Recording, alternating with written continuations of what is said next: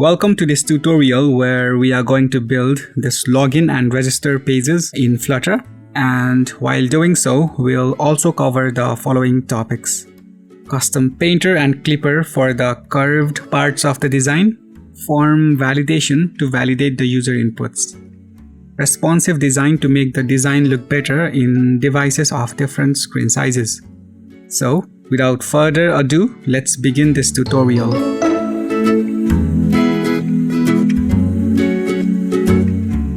We'll be using Flutter version 3 and FVM throughout this tutorial. FVM is the version manager for Flutter. You may choose not to use FVM, and if so, just do not prefix the Flutter commands with FVM. But I highly recommend using this tool for Flutter version management. First, go to the directory where you want to store the repo and then run the command flutter create followed by the project name to create the project. Since we are using FVM, we should prefix every Flutter command with FVM. Hence, the command to create the project becomes FVM flutter create project name. As I mentioned earlier, if you are not using FVM, do not prefix the command with FVM. If you want to know more about FVM, then you can check my video tutorial on that, and you can get the link for that in the description section below. I'll be using Android Studio, so let's open this project in that. If you do not have version 3, then add it using the command fvm install 3.0.0. Execute fvm list to display all the Flutter versions installed in our system. Set version 3 to this by using the command fvm use 3.0.0 in the terminal. While executing this command, if that version is not available, then fvm will first download the version and then set the version to the project. Also, the fvm use command should be executed within the root of the project where we are setting the Flutter version project-wise. Also, we have to configure the version in Android Studio. Let's do that. Open Preferences, select Language and Framework and then Flutter. Here in the Flutter SDK Paths section, select the path to the Flutter SDK, which lies in the .fvm folder at the root of the project repository. This .fvm folder will be there only if we have correctly set the Flutter version to this project using the fvm use command, which we did earlier. Finally, restart Android Studio to make sure everything is configured properly. Run this project on web so that we can easily adjust the width and height of the device and check the designs in different screen sizes. This is the counter app inbuilt in every starter project created using the flutter create command, which we do not need. So let's remove the code for that and replace it with a simple text login, which will take us to the login page. Also, wrap the text widget with scaffold and then add an app bar to it. We can bring the text to center by using a center widget.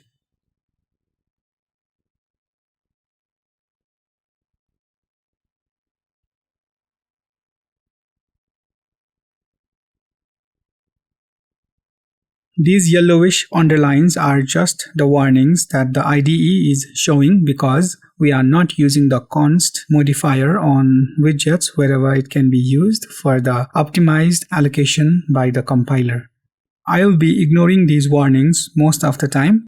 We can either use a gesture detector or an inkwell widget to add the click handler, but I'll be using inkwell widget since it also changes the mouse pointer to a hand cursor as we point to the login text.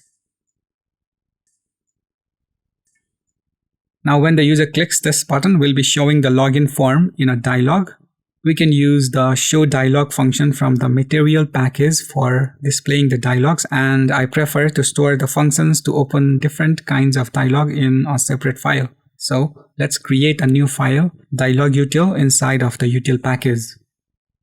Create a function open login popup and make it static so that this function could be called without needing to instantiate this class. Inside this, execute the function show dialog, which requires two parameters, context and builder. We'll receive the context from the parameter of this function, and for the builder, we'll build the login form over here.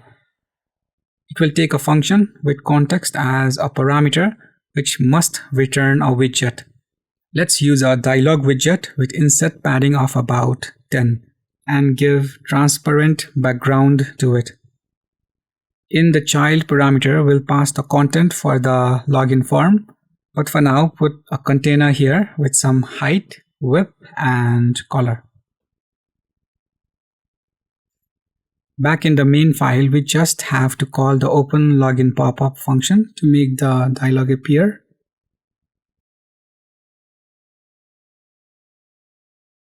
Here the pop-up is not appearing because we have the issue, I think related to the Material app widget.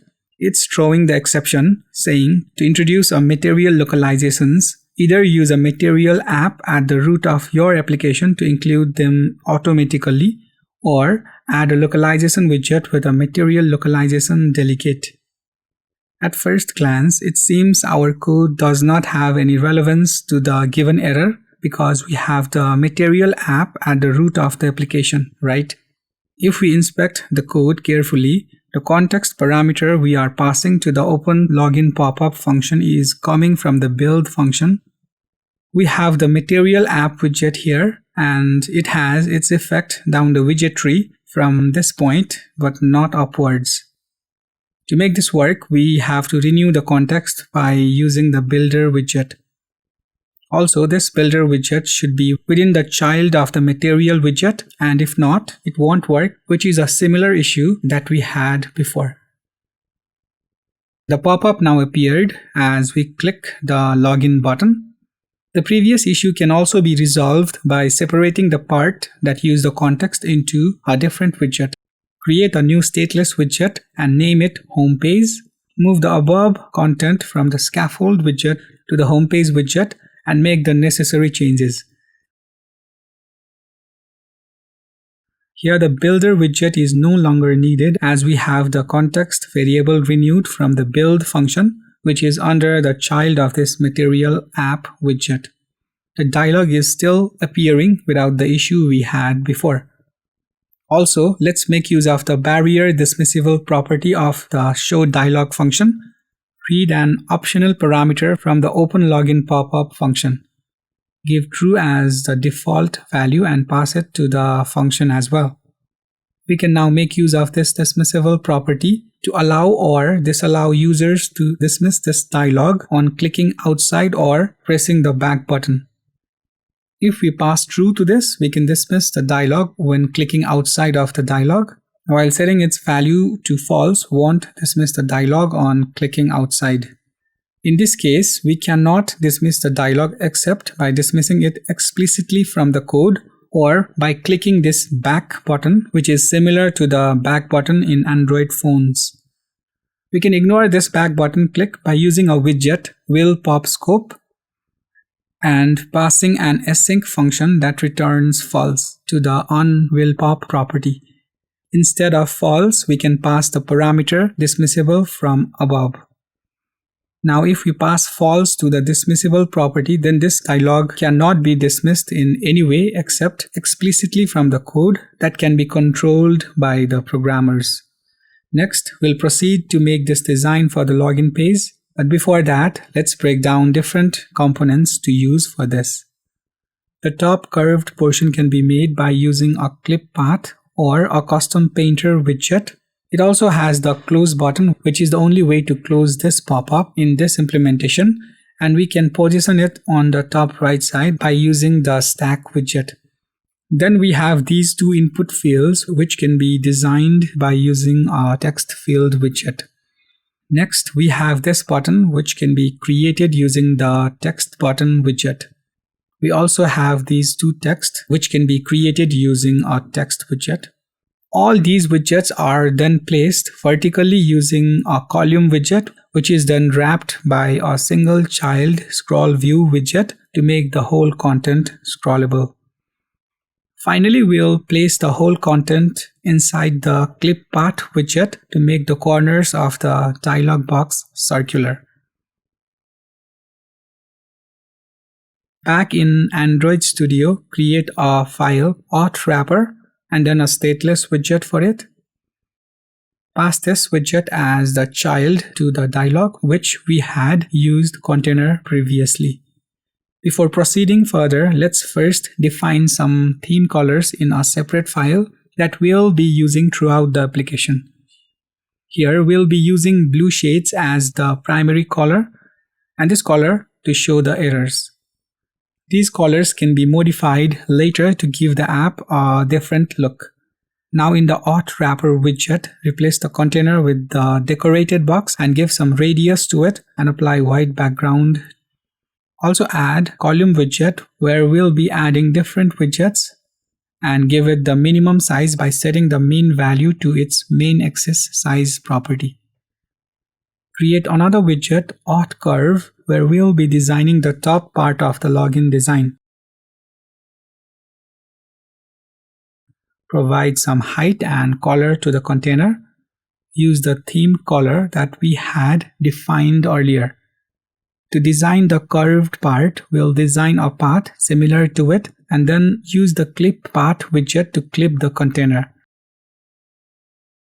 For this, we have to first create the curved path, so let's proceed to do that. Create a class authClipper and extend CustomClipper with path. Here we must override two functions. One of them is shouldReclip, where we must return a boolean value. True if the reclip is needed given that some parameter changes to render different paths. False if no reclip is needed.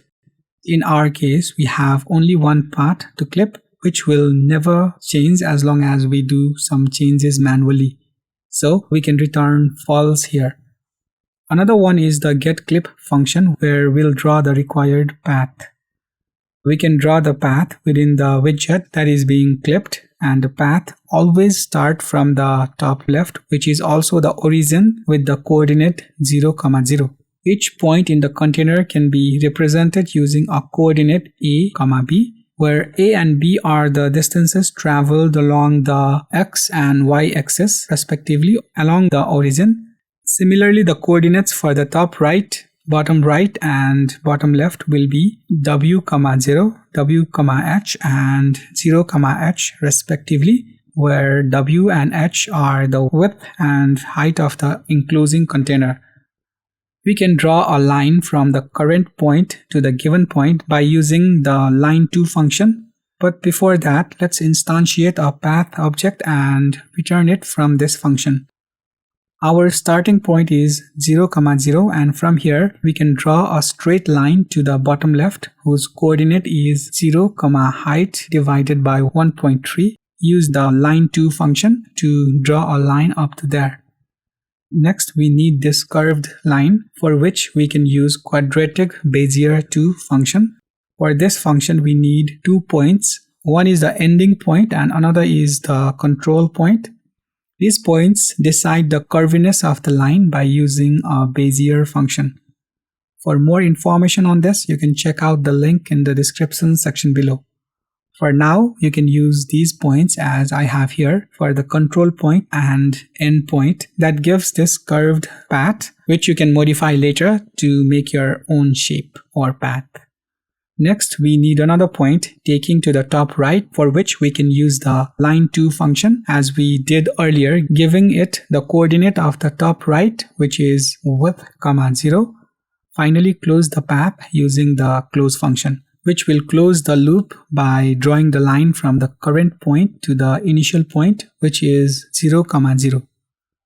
We have this path, but the bottom right point is a bit pointy, which will make a little curvier, and for that we have to use the cubic2 function, which has 2 control points and an end point. The second control point should be a little bit more to direct it downwards.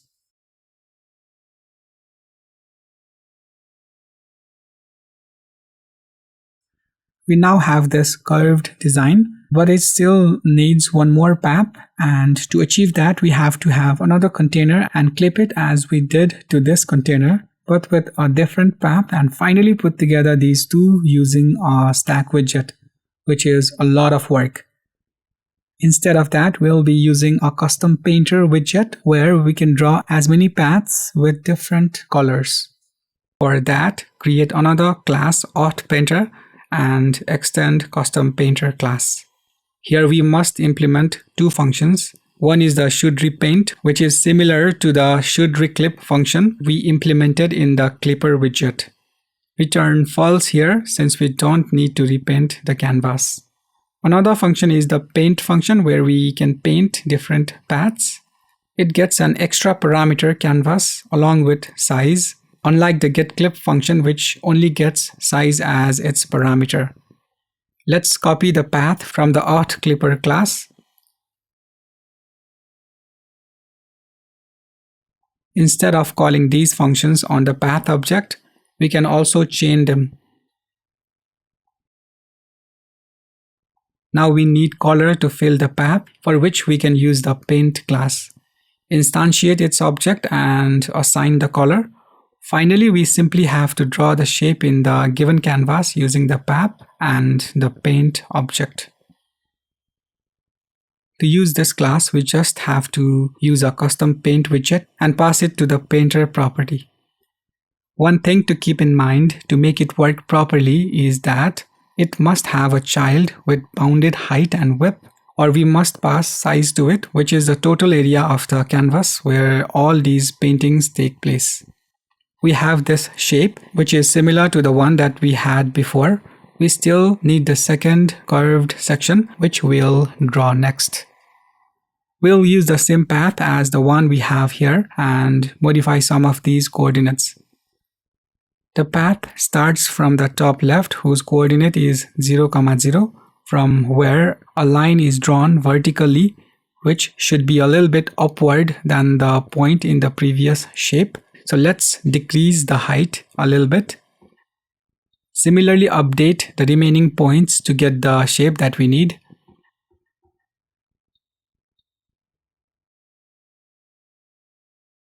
Also use the paint of different color than the one we had used in the previous path, or else we won't notice anything because of the two colors being of the same nature. We have this curved part ready, and if you want to change the shape or add more shape, then you can play around with this class. Now let's add a button to close this dialog box. Use a stack widget so that we can place the button on the top of this custom shape. For the button, we can use the raw material button widget. Set the fill color as white. Make it circular by using a circle border. And for the child, let's use a close icon with a size of about 20 and give the color that we had used in the curve. We also have to close this dialog when clicking it, which we can do by executing the navigator.pop function. This button is quite big. Let's constrain its size to about 22 and align this to the top right by wrapping this with an align widget.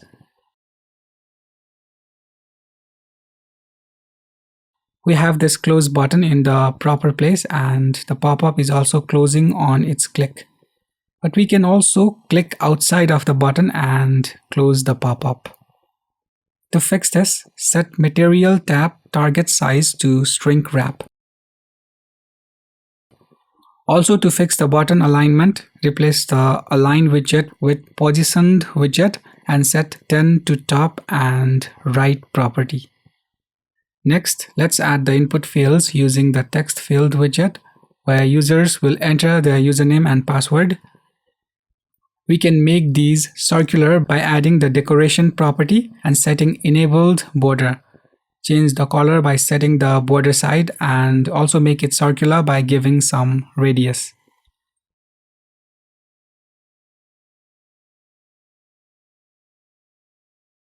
Add the property for different states like focused, disabled, error, etc.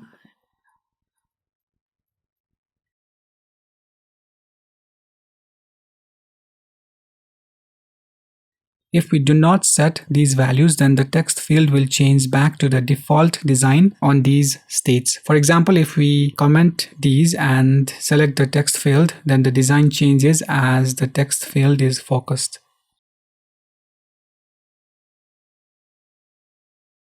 Set the placeholder text by using the hint text property, and also add a prefix icon to it.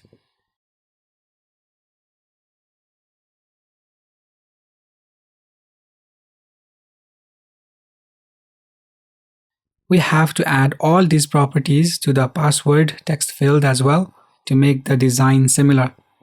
Instead of that, we can make a separate widget and share the common properties. Create another class for this and copy the content for our circular text field design onto this file and make necessary changes.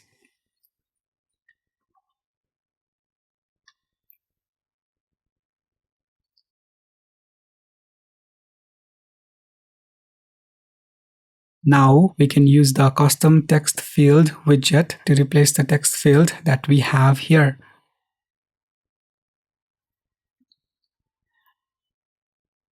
Give some gaps between these by using a size box widget. Also give some gaps horizontally, which we can do in different ways. One way is wrapping each of these text fields with a padding widget. This approach will need us to wrap every widget with a padding widget that we add further in this widget tree. Instead of this, we can wrap the two text fields with the column widget and then wrap the column widget further with the padding widget.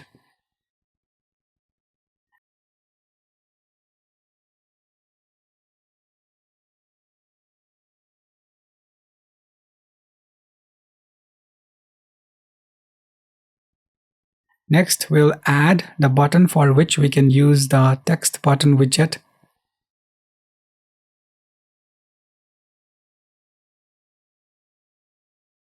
Add the properties to this to make it circular and set the color to match our color theme.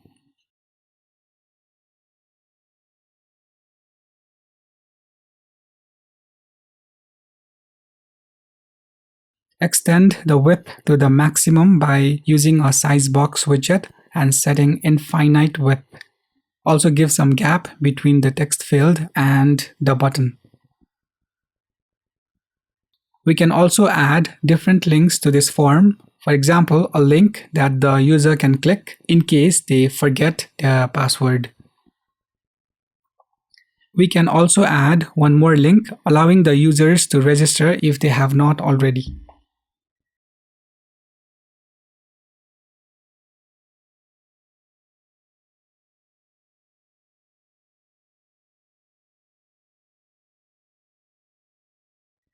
Let's move the content for these form elements into a separate widget so that it will be easier when we'll work later to make this design responsive.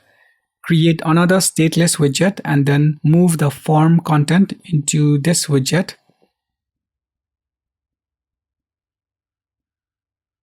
Also, add this widget to the auth wrapper widget. Let's hide the text in the password field and also add the button from which the users can toggle the visibility of its text content.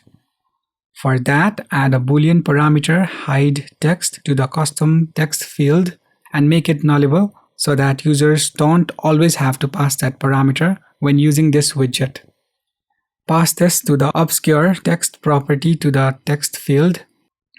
Add another parameter suffix icon of type widget in the custom text field widget and pass it to the text field widget as well. We'll use this to add the button to the password text field to toggle the visibility of text in it. Set hide text property to true for the password field and also add an eye icon as a suffix icon.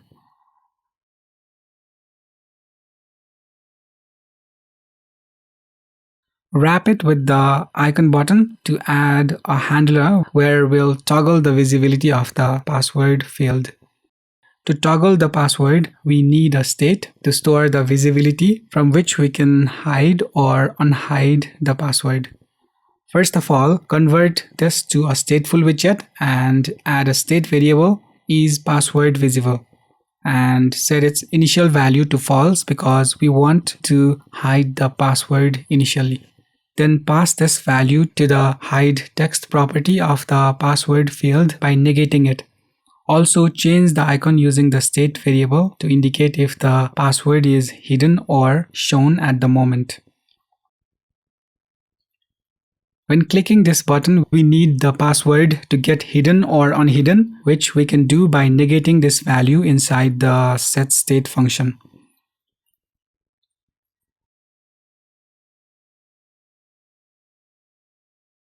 Let's do a basic validation in this form. We need this login button to get disabled as long as there is no content in these input fields, because there is no use submitting the form with the empty values, right? For that, we need to read the values in the input fields and check them. Create text field controllers for the username and password fields. Then instantiate them inside the initState function. Pass them to their respective text fields. We are getting this error because we are using the custom widget, and to make this work, we just have to add the corresponding parameter in the custom text field widget.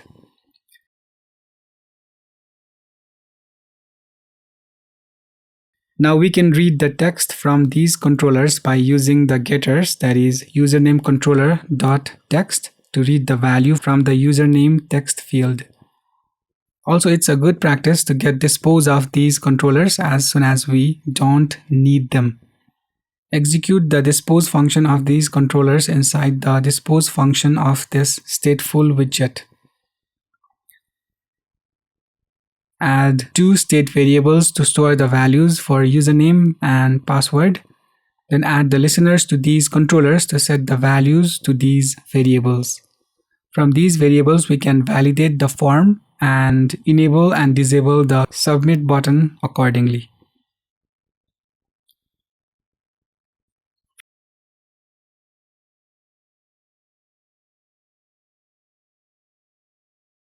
From these variables, we can validate the form, that is enable and disable the submit button accordingly. We can disable the button by passing null to the onPressed property.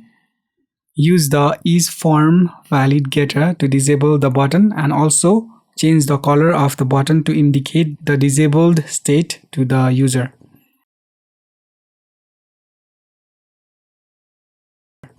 Let's reduce the content to a separate widget so that we can reuse the button later for the registration page as well.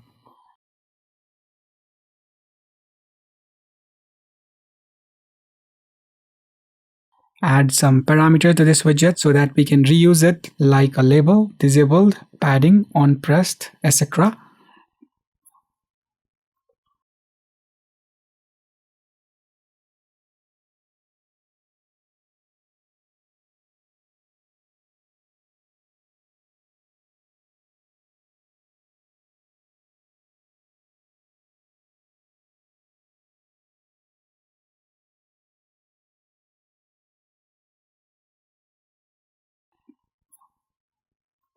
Now use this widget in our form and pass the necessary parameters to it.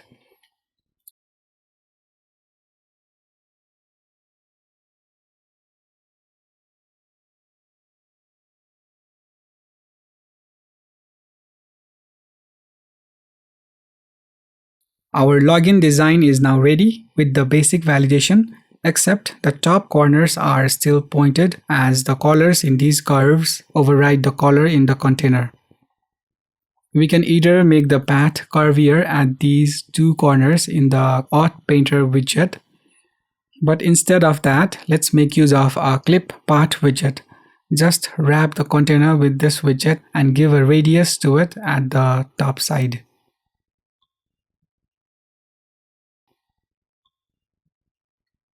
We still have some issue in this design that are not visible yet.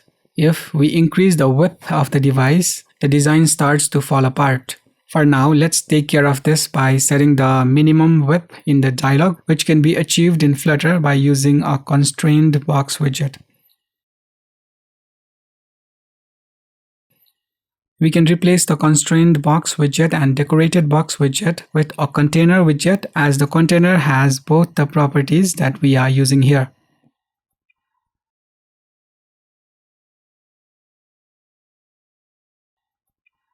The design is now fixed to the minimum width that we had set, and later we'll also work on a design for the devices with the larger screen sizes. Another issue is with the height of the device. If we decrease the height of the device, then we have the overflow issue. Also, if we select the text field, then the keyboard appears on the mobile devices, making the available space even smaller, which is also the issue of the height of the device. We can solve this by making the parent scrollable. In Auth Wrapper widget, use a single child scroll view widget. Now the overflow issue is gone and the content becomes scrollable if the device height cannot accommodate the content of the design. We have another issue here. The button is also scrolling as we scroll up or down. We'll fix that later. For now, let's design the page for registration. But before that, add another button in the main file to trigger the registration form. Let's use a row widget for this. Set main axis alignment to space evenly and pass isRegisterPage to true in the openLogin popup function of the registration button. isRegisterPage is not yet there in the openLogin function. Create it and then pass it to the Auth Wrapper class. Add the same variable to the Auth Wrapper widget as well.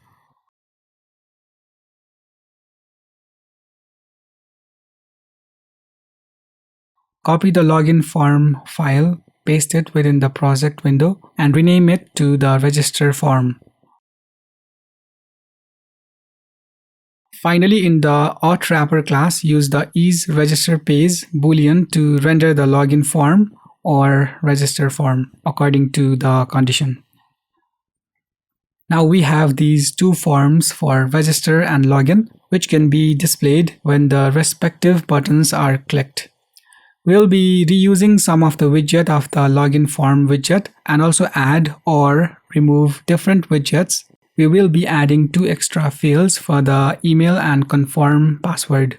The text in the submit form is changed to register. We do not need the forgot password link here, but we will have the second link which will take the user to the login page. First of all, bring down the gaps between these input fields to about 20. Add the text field for the email and make the necessary changes.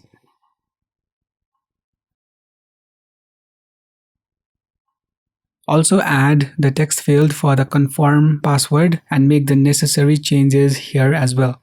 We'll also need the separate controllers for these new text fields we added. So let's do that. Also add the state variables to hold the values for the email and confirm password and set their respective values from their controllers as well.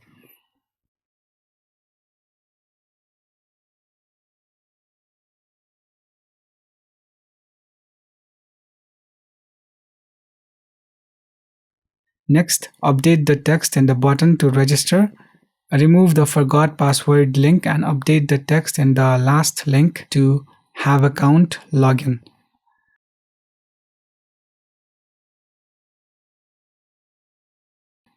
We only have one state to toggle the visibility of password as well as confirm password, meaning if we toggle the visibility of password, then the visibility of confirm password is also updated and vice versa. We can leave that as it is, but we can also set the separate states for these two fields so that they have their own control. Add another state is confirm password visible and use this variable to control the visibility of the confirm password.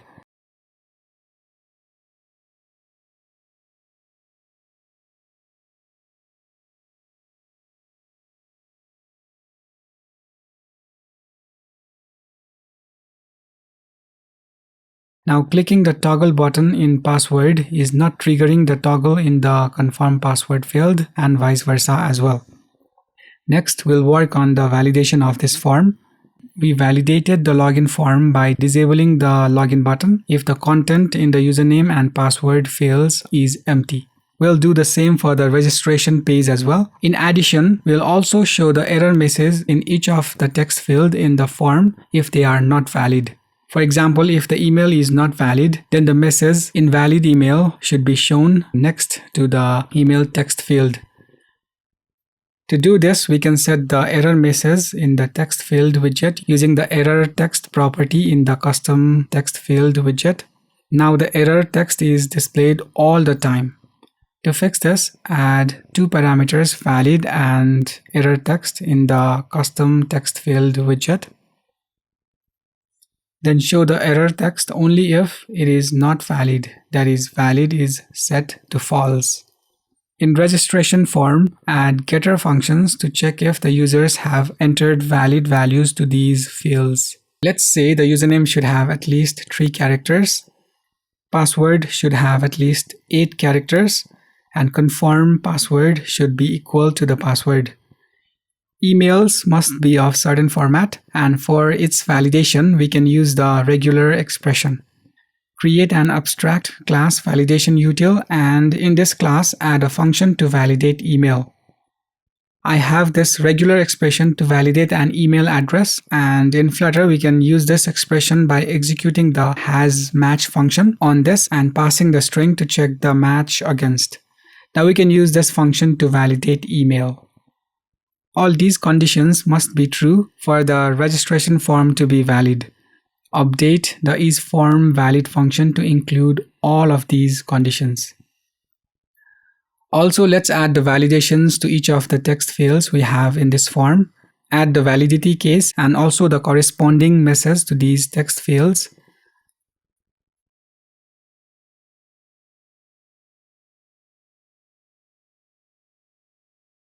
I have used only the basic validation to make this as simple as possible. You can update these validation logics to be as complex as you like for each of these fields, and also change the error message as per the requirement. Here the validation is working properly as the button is disabled as long as it does not meet the validation criteria. But if you had noticed, the error message is shown way before we started typing in the text fields. Let's show the error message only if the text fields have at least 1 character. That is, the user started to type something. For this, we also have to check if the text in these fields is empty, and if so, skip the validation. Do this for all these input fields as well.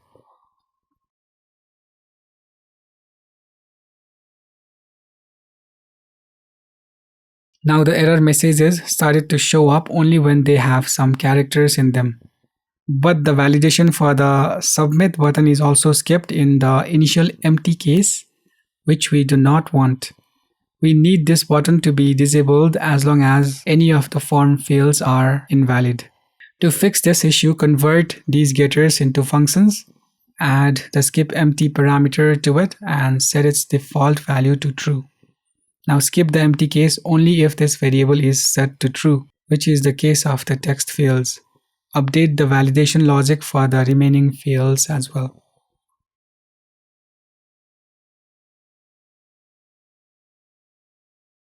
Since the default value of the skip empty is set to true, we do not need to pass it when calling from the input fields. Update the getters function that we have in the text fields below. But for the button, the empty skipping case should be removed, which can be done by passing false to the skip empty parameter.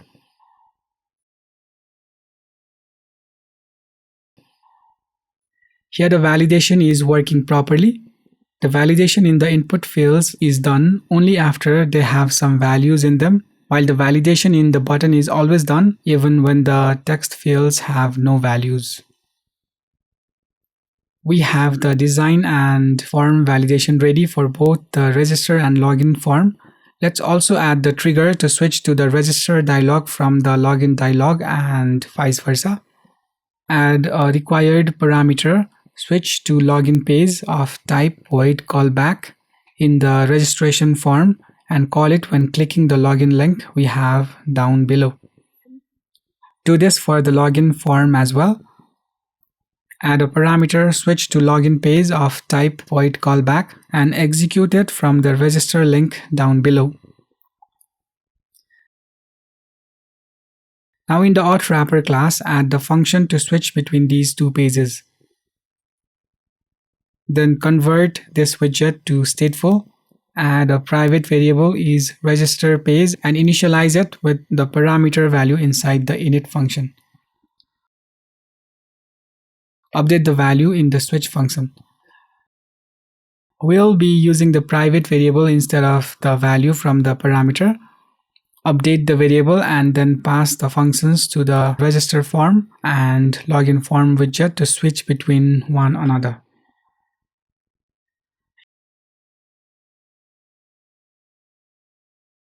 Here the switching between one another is working properly. Next, we'll work on making this design responsive. But before that, if you liked what you have learned so far, consider liking this video. We'll be using the MediaQuery class from which we can get the size of the device, and by comparing the width, we can render widgets differently. There is also a widget layout builder which can be used to get the width of its immediate parent. We'll be only using MediaQuery in this tutorial. I have some custom classes for the responsive design which we can get by visiting the link in the description section below.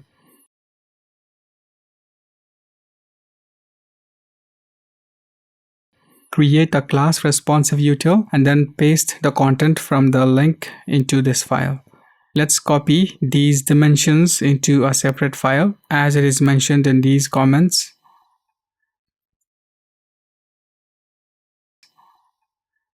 Here we have three constant values corresponding to the screen sizes of mobile, tablet and desktop. These are just the assumed value that you can update, remove and also add if needed. We also have some values defined for font sizes and also gaps to use for margin and padding. Responsive utility is the utility class that has some helper classes to check if the screen size is for mobile, tablet and desktop. We have other helper functions and also getter functions that can be used to make the design responsive. We have another widget that uses a layout builder widget, and finally we have the responsive builder widget to make use of the responsive util class as widget. Open this another link, copy the code from there and then paste it to the new file responsive widgets. It has some custom widgets like row or column, etc., which can be used to render the children in a row or a column as per the given condition. If you want to know more about these widgets and responsive design, you can check out the tutorial on that. Please find the link to that tutorial in the description section below. We have this design which is good for the smaller screens. For the larger screens, we'll modify this design a bit.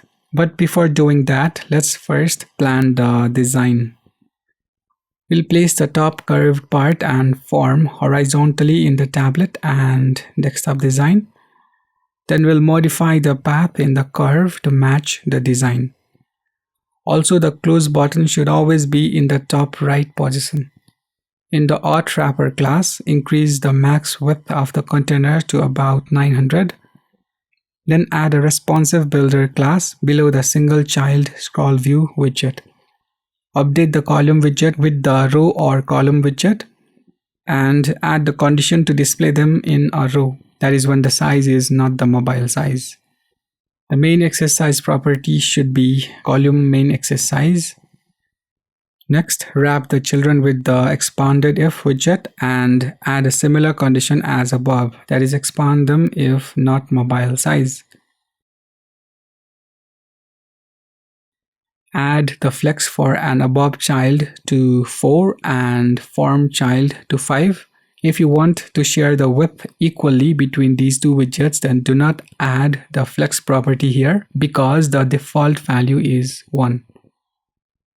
The design is updated for the larger screen sizes but is quite not ready. Also, the close button moved along with the curved widget. First of all, let's move the close button from the auth curve widget to the auth wrapper widget. We'll also be needing a stack widget to place the button at the top right position. Add it just above the single child scroll view widget and paste the code for the close button here. Now we can remove the stack widget from the auth curve widget, but let's leave it there for now as it can be used later to add logo if needed in these section. The button is in the correct position now. Next, let's modify this curve design to go along with the larger screen sizes. Add a new parameter for the responsive util class and mark it as required. Instead of adding this parameter, we can also use the responsive builder widget to get the instance of responsive util. Make a copy of the authPainter class and rename one of them to the authPainter mobile. Now we'll use the authPainter mobile widget for the mobile view and the authPainter widget for the views that are larger than the mobile view. Also increase the height of the curve for the tablet and mobile views.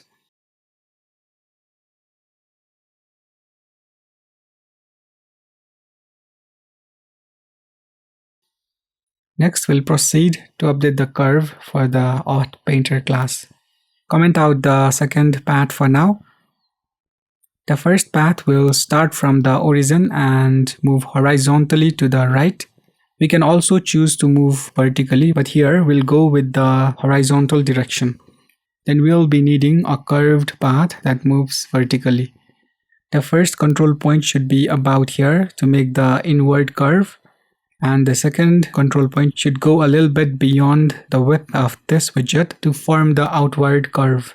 Finally, place the endpoint at the bottom right by keeping the y coordinate just a little bit lower than this width so that the curve formed would be like this. The points I am using here are not the exact points. I got them by doing a hit and trial and stopping when I was okay with the result. You can change this path entirely as per your need by playing around with these points. Then move along horizontally to the left and finally close the loop by calling the close function, which will simply draw a line between the current point and the starting point. Let's copy the coordinate of the first path to the second one and then make some changes to these coordinates. Again, I got these coordinates by doing a hit and trial, which you can modify according to your need.